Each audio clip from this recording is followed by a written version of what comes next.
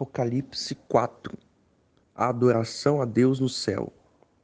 A visão do trono da majestade divina, os 24 anciãos e os 4 animais.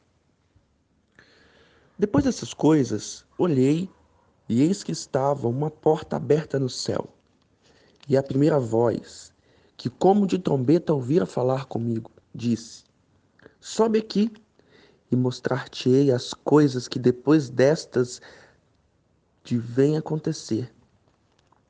E logo fui arrebatado em espírito, e eis que um trono estava posto no céu, e um assentado sobre o trono. E o que estava assentado sobre o trono era na aparência semelhante à pedra de jaspe e de sardônia.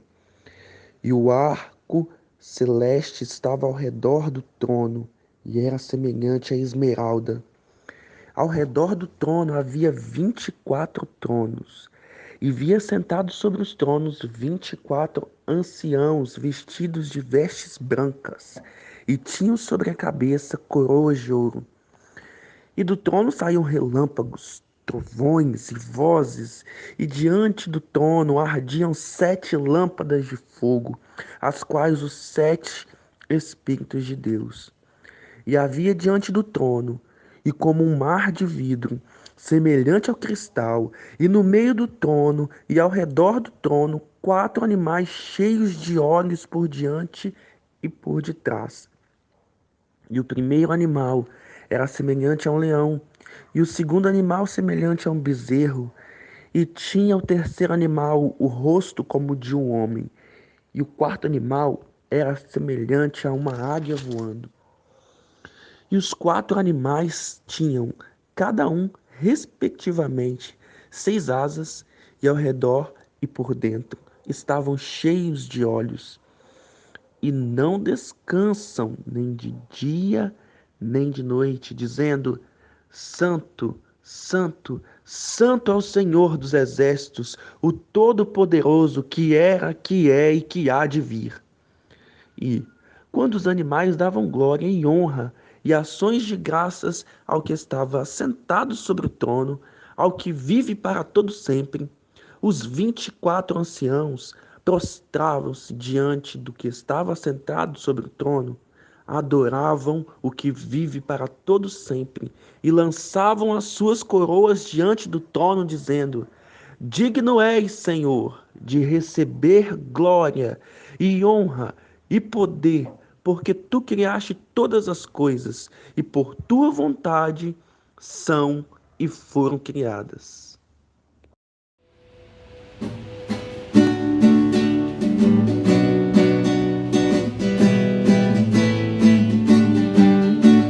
Seja louvado o Deus Supremo, Deus revelado em Israel, onipotente, prodígios obra, sempre clemente, sempre fiel. Seja louvado o Deus Supremo, Deus revelado em Israel. Louvor perene, só Deus merece. Canta e não cesse o seu louvor. De todo seja sempre exaltado. E cante a igreja com terno amor. Seja louvado o Deus Supremo, Deus revelado em Israel. Boa noite, a paz do Senhor. Vou estar lendo Provérbios 3, versículo 9 e o 10. Diz assim a palavra do Senhor: Honra ao Senhor com os teus bens e com as primícias de toda a tua renda, e encherão fartamente os teus celeiros, e transbordarão de vinho os teus lagares. Irmãos, quando falamos de oferta e dízimos, vimos bastante sugestões e opiniões, mas o que a Bíblia fala a respeito de oferta e de dízimo? A palavra do Senhor fala que nós devemos honrar o Senhor com os teus bens, como nós acabamos de ler, e encherão fartamente os teus celeiros. E a palavra de Deus não está querendo dizer que você tem que dar para você receber, porque Deus, ele conhece o nosso coração. A palavra do Senhor fala que nós temos que dar com amor, que é para o Senhor, né? E consequentemente vai vir coisas boas, porque Deus, ele é amor, Deus é bom, né? Deus, ele honra os seus, porque Deus, como eu disse, conhece o nosso coração. A oferta é aquilo de amor, aquilo do que nós pensamos dar, aquilo que vem na nossa mente, aquilo que o coração ele quer, seja R$1, seja 2, seja 10 centavos, porque a palavra também do Senhor mostra sobre a viúva. A viúva, ela deu de coração aquelas últimas moedas. Então, não é dar mais, mas sim de coração. Nós devemos honrar a casa do Senhor. Nós devemos honrar ao Senhor com nossos dízimos e com nossas ofertas. E com isso, Deus irá encherá nossos celeiros, transbordarão de vinhos nossos lagares, né? Nunca irá faltar, porque Deus é amor. E sejamos fiéis na casa do Senhor com nossos dízimos e oferta. Senhor nosso Deus, nós colocamos todas as pessoas da nossa igreja em tuas mãos. Pedimos, ó Pai, que o Senhor venha a cada dia colocar os nossos corações fidelidade ao Senhor na tua casa. Que nós viemos, ó Pai, ser fiéis e obedientes ao Senhor, ó Pai. Nos ajude, ó Pai. Coloque, ó Pai, amor aos nossos corações a cada dia pela tua casa. Que nós vemos, ó Pai, a cada dia ser dizimistas, fiéis e ofertantes para a tua obra, Senhor. Abençoe o teu povo. É essa oração que eu faço nessa noite, em nome de Jesus. Amém. Deus abençoe, meu irmão.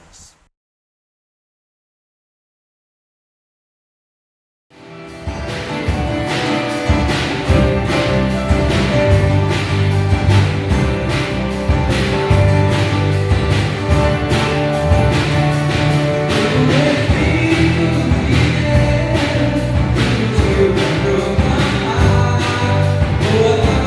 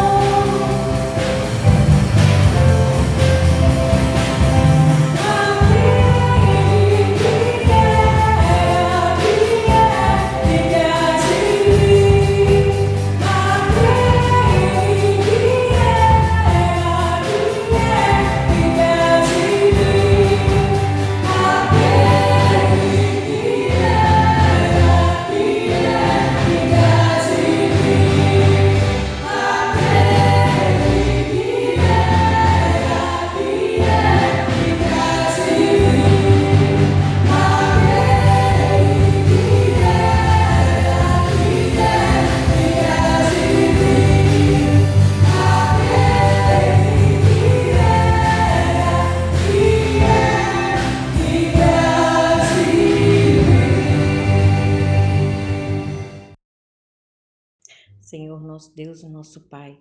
Te agradeço por mais um dia que nos deste, Senhor. Te agradeço também, Pai, pelos ensinamentos que temos recebido de Ti nestes momentos tão difíceis que estamos passando, Senhor. Aprendendo a amar mais nossos irmãos, nos aproximamos mais de Ti, Senhor. Lhe peço, Senhor, pela palavra que vamos ouvir agora, Senhor, que ela venha de encontro aos nossos corações. Abençoa, Senhor, o pregador dessa noite que será usado por Ti, Pai. Pedimos também, Pai, que aumente cada dia mais a nossa fé, Senhor. Já agradecida por tudo, Pai. Hoje e sempre eu oro em nome de Jesus. Amém. Boa noite, irmãos. Quero saudar a igreja com a maravilhosa graça do nosso Senhor e Salvador Jesus Cristo, Senhor da igreja. E para essa noite eu quero convidar os irmãos a ver suas Bíblias no livro de Atos, capítulo 4, versículo 13 ao 22. E depois do capítulo 11, versículo 26, assim registra a palavra do Senhor, registrado no livro de Atos, capítulo 4, versículo 13 ao versículo 22. Ao verem a intrepidez de Pedro e João, sabendo que eram homens iletrados e incultos, admiraram-se e reconheceram que haviam eles estado com Jesus. Vendo com eles o homem que fora curado, nada tinha que dizer em contrário. E mandando-o sair do sinédrio, consultavam entre si, dizendo: que faremos com esses homens? Pois na verdade é manifesto a todos os habitantes de Jerusalém que um sinal notório foi feito por eles, e não podemos negar. Mas para que não haja maior divulgação entre o povo, ameacemo-los, para não mais falarem deste nome a quem quer que seja. Chamando-os, ordenaram-lhes que absolutamente não falassem, nem ensinassem em nome de Jesus. Mas Pedro e João lhes responderam: julgai se é justo diante de Deus ouvir-vos antes a vós outros do que a Deus. Pois nós não podemos deixar de falar das coisas que vimos e ouvimos. Depois, ameaçando-os mais ainda, os soltaram, não tendo como os castigar por causa do povo, porque todos glorificavam a Deus pelo que acontecera. Ora, tinha mais de 40 anos aquele em quem se operara essa cura milagrosa. Versículo 26 do capítulo 11. Tendo encontrado, levou para Antioquia, e por um ano se reuniram naquela igreja e ensinaram numerosa multidão.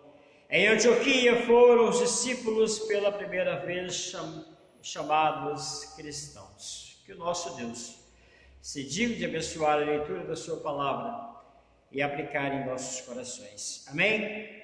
Eu quero voltar, queridos, ao versículo 13 do capítulo 4, onde Lucas registra: então eles, vendo a intrepidez de Pedro e João, tendo percebido que eram homens iletrados e indoutos, se admiravam e reconheciam que haviam estado com Jesus. Queridos, esse era o reconhecimento dos apóstolos quando realizaram o milagre no capítulo anterior de um homem cujo próprio Lucas registra que esse homem tinha 40 anos, o homem que era posto à porta chamada Formosa do templo. Ali Pedro e João sobem a hora nona para orar, e encontra aquele homem dizendo uma palavra a eles: ouro e prata não temos, mas o que temos isso te dou, em nome de Jesus o Nazareno amo. Queridos, essas palavras é que vieram a fazer com que aquele homem fora curado. E nós vamos verificar que o evangelho que Pedro e João pregavam é o milagre que haviam sido realizado no templo. Isso quer dizer, a cura desse homem, ora citado, de 40 anos, capítulo 3, versículo 1, versículo 10, não podiam ser ignorados e negados, pois haviam falado fielmente de Jesus. Todos que viram o que Pedro e João fizeram e ouviram que tinham a dizer, reconheceram que esses dois homens de fato haviam estado com Jesus, porque eram muito ousados no que fizeram e no que disseram. Uma pergunta para todo crente fazer a si mesmo: você pode fazer: a minha vida, ela reflete a Jesus?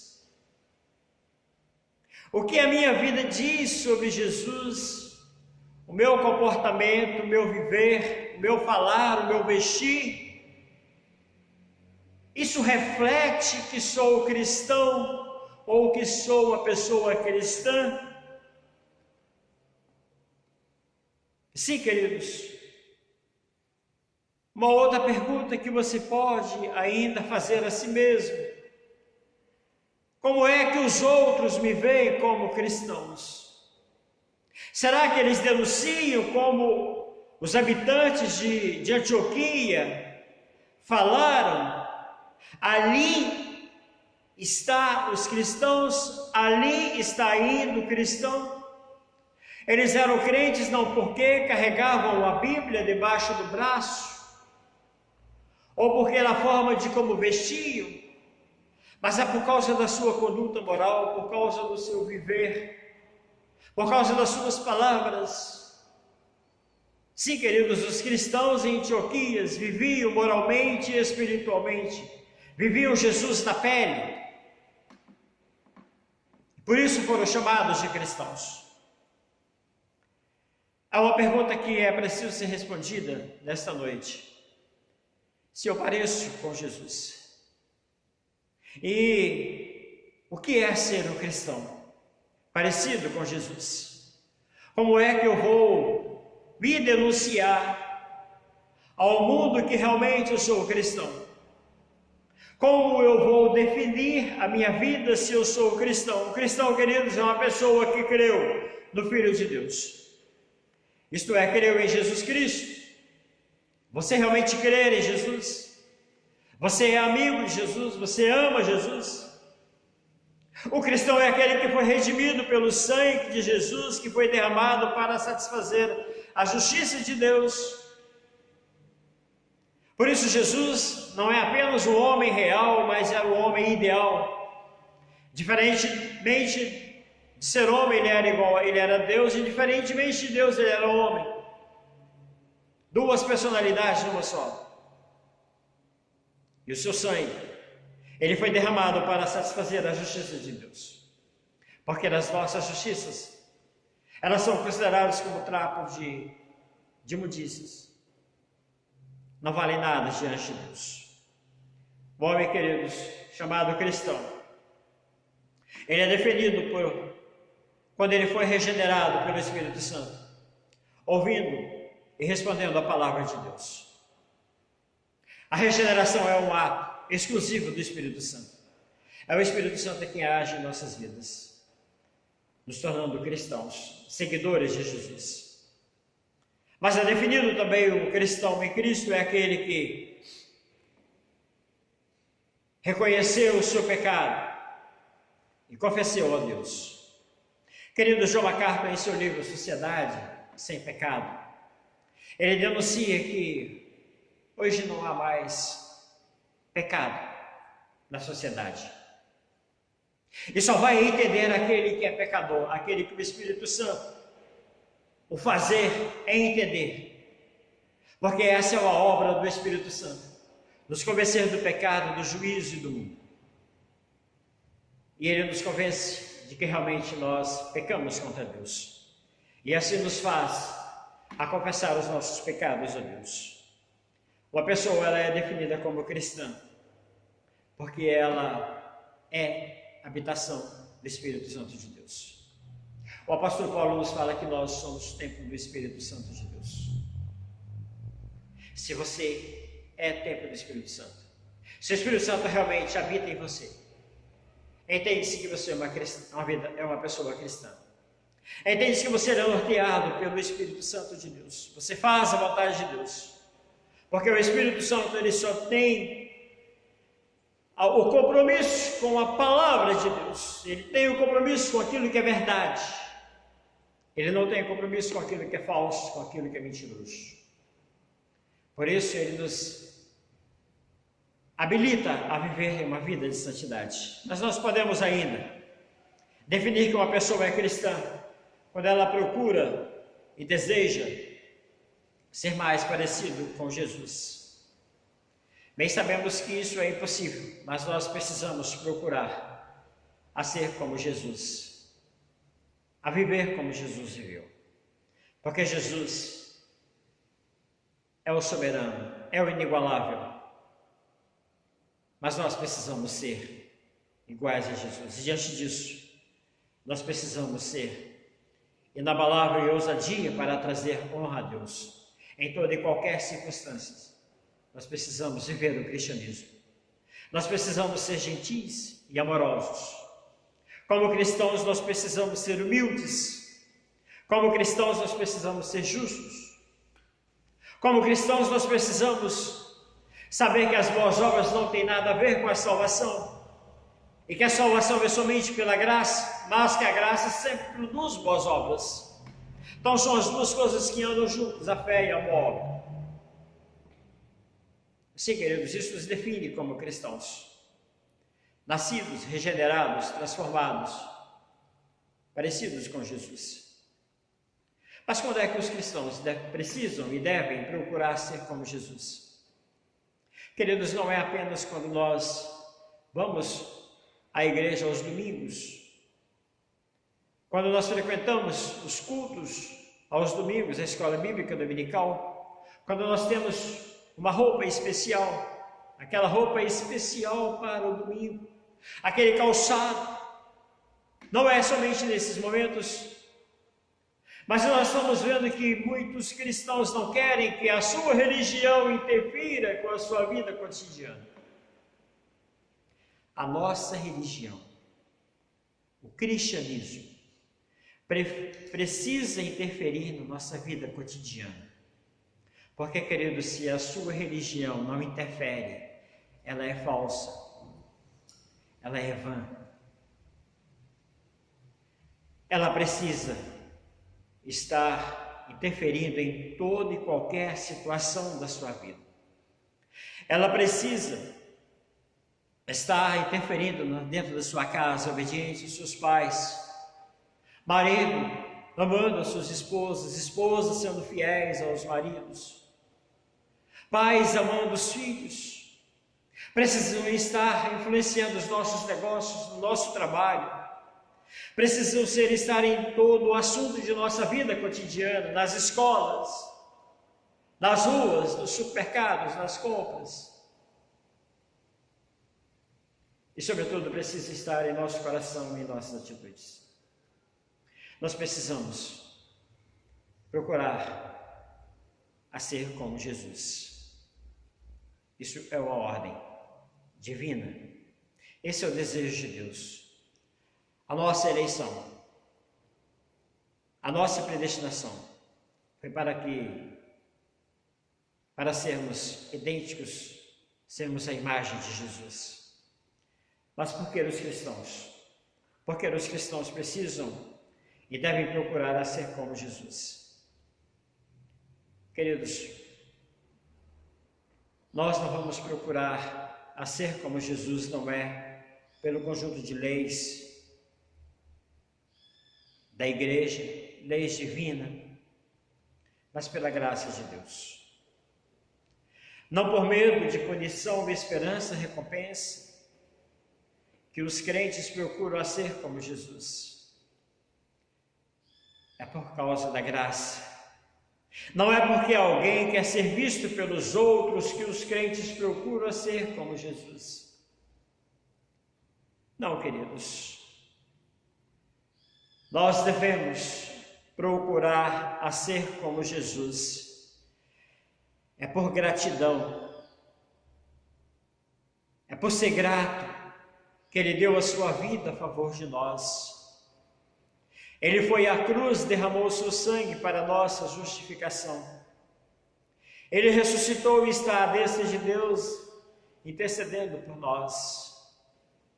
porque esta é a vontade de Deus em Cristo Jesus. Sermos parecidos com Jesus. Sermos como os cristãos de Antioquia. Ali está um cristão. E como pode uma pessoa ser como Jesus? Queridos, realmente, ninguém pode ser como Jesus pelos seus próprios esforços. Se está tentando imitar o amor e a pureza de Jesus, isso vai falhar. Você pode imitar qualquer um. Às vezes no seminário, os alunos querem imitar os professores pelos seus gestos. Isso é normal. Às vezes mesmo as filhas querem imitar as mães. Os filhos querem imitar os pais. Mas ser como Jesus, isso é impossível, porque Ele é o único. Apenas nós precisamos tentar imitar Jesus, porque é assim. Eu trago à minha memória um cântico que cantava quando ainda era adolescente, ou jovem, em Andorinhas. Esse cântico tinha as seguintes letras: Jesus também foi menino, assim como eu já fui. Correu como eu corri, chorou como eu chorei. Brincou como eu brinquei. E o adulto diz: Jesus também foi homem como eu jamais serei, pois andar como ele andou, jamais eu andarei. Por amor foi até o fim, entregou-se na cruz por mim. Mas ele faz um compromisso nesse cântico: fazer o que seu filho fez, Senhor, é tão difícil. Mas uma coisa posso prometer, vou tentar. Então nós precisamos ser parecidos com Jesus. Não se pode ser como Jesus até que o seu coração seja renovado pela graça de Deus. É preciso nascer de novo antes que nós possamos começar a ser como Jesus. É preciso sermos regenerados, sermos nascidos de novo. Somente Jesus pode fazer os outros a serem como Ele, por meio da sua palavra, por meio da expiação do seu sangue, por sua justiça imputada a nós, pela uma vida regenerada, pela uma vida de santidade, pela graça de Deus, pela ressurreição e glória. Sim, queridos, mas nós precisamos pensar, procurar a ser como Jesus. A pergunta é: a sua vida, o seu proceder, parece com Jesus? As pessoas podem dizer que ali está um cristão? Eu quero concluir dizendo que Pedro e João, também o apóstolo Paulo e muitos outros deixaram bem claro que eram diferentes.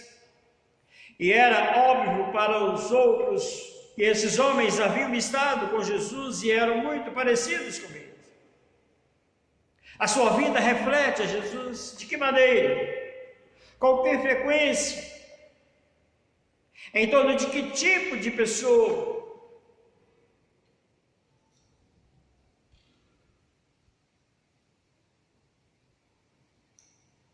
Com que frequência você procura ser como Jesus? Onde você procura ser como Jesus mais do que os outros lugares? O professor de teologia pastoral, ele nos apresentou a gloriosa chamada janela de Girard. Eu não posso ser crente apenas durante o dia, onde todos me veem, ser crente nos lugares onde as pessoas me conhecem. Mas a janela de Girard, ela me pergunta: quem sou eu no escuro? Isto é, ser escuro não é na noite, não é quando não há energia. Quem sou eu no escuro é quem sou eu aonde eu estou, onde as pessoas não me conhecem, não sabem quem sou. Queridos, quando presbítero em Novo Horizonte, eu me alegrei muito com um jovem que foi a Portugal. E ao retornar, ele apresenta-se perante o conselho. E ele confessa um pecado, que ele tinha fornicado. E a pergunta do conselho é se houve algum resultado, se houve uma gestação, a pessoa estava grávida. Ele disse que não. Mas, queridos, ele teve uma consciência de confessar ao conselho o seu pecado. Aquele homem, aquele jovem, ele tinha essa preocupação: quem sou eu no escuro? Ninguém sabia que ele era crente, mas ele retornar à sua igreja, a Igreja Presbiteriana de Novo Horizonte, Presbitério Serrano Espírito Santense. Acredito que hoje é o pastor João Carlos de Paula Mota, ou o chamado Motinha. Hoje aquele jovem, ele retorna com a sua consciência pesada. Precisamos ser cristãos em todos os lugares. E quando praticamos o pecado, nós precisamos confessar. Se você é um cristão, então há dentro de você tudo o que você precisa ser como Jesus. Mas você determina o quanto você realmente é com Jesus. Leia a Bíblia. A Bíblia vai dar a diretriz de como parecer com Jesus. Nós precisamos ser diferentes. Eu trago à nossa memória a fidelidade de Daniel e seus amigos Sadraque, Mesaque, Abednego. Em um mundo totalmente corrompido, eu ainda acrescento a vida do adolescente, do jovem José lá no Egito, quando ele tinha na sua consciência de que Deus era o seu Senhor, e por isso ele não pecou. Ele preferiu ser preso do que pecar. Daniel preferiu ser jogado à cova dos leões. Sadraque, Mesaque, Abednego, a fornalha de fogo ardente, aquecida 7 vezes mais, do que negar o seu Deus. Queridos, há uma palavra dita por Nietzsche, que ele diz: ame o seu Cristo e odeie o seu cristianismo. Queridos, nós precisamos refletir Jesus em uma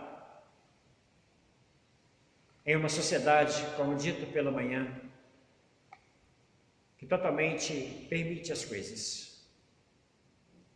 Nós precisamos ser crentes, ser diferentes, fazer a diferença e viver a diferença. Que o nosso Deus nos abençoe, nos dê uma noite tranquila e que o Espírito Santo de Deus possa trabalhar em nossos corações, porque se realmente não estamos vivendo o cristianismo verdadeiro, nós estamos negando a Jesus. Que o nosso Deus nos abençoe. Amém.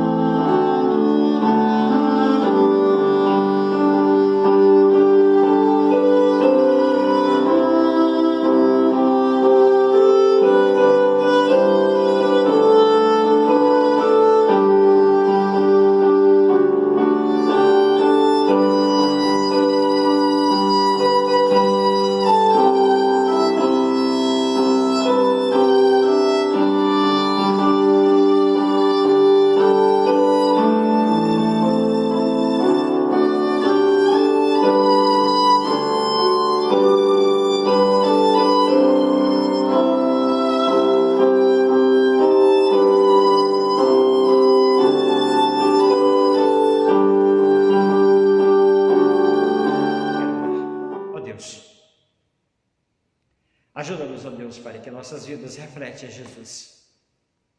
O Senhor nos chamou para sermos iguais a Jesus, sermos parecidos com Jesus. O Senhor nos determinou, ó Pai, para pregarmos Jesus. Pela nossa vida, pelo viver, pelo falar, pelo proceder, em todas as ações, atitudes, a nossa vida precisa estar coerente, ó Deus, com o Evangelho do Senhor. Essa é uma preocupação, é uma ordem que a Tua Palavra traz aos nossos corações, escrita, dita pelo apóstolo Paulo. Andai, vivei de modo digno do Evangelho. Pai, se a nossa vida tem sido vivida de uma forma negligente, perdoa-nos. Ó Deus, ajuda-nos para sermos parecidos com Jesus. Abençoa, Deus, cada membro, cada igreja. E que essa semana tenhamos uma semana de grandes conquistas. Que essa semana, Deus, possamos estar livres, ó Deus, da pandemia, livres de acidentes. Que a nossa casa, Senhor, não chegue mal a nossa tenda. Que as nossas filhas sejam, ó Deus, como as colunas do templo do Senhor. Os homens, as mulheres sejam varões, ó Deus, varoas, que realmente refletem a imagem do Senhor Jesus. As nossas crianças, mesmo ainda inocentes, possam refletir também, dizendo que são cristãs. Ajuda-nos, ó Deus, para o cumprimento da ordem do Senhor, em nome do Senhor Jesus. Irmãos, e que a maravilhosa graça do nosso Senhor e Salvador Jesus, que o amor do nosso eterno e bondoso Pai, que as ternas e eternas consolações do Espírito Santo de Deus repousem sobre cada um de vós e todos os seus familiares, hoje e sempre. Amém. Deus os abençoe.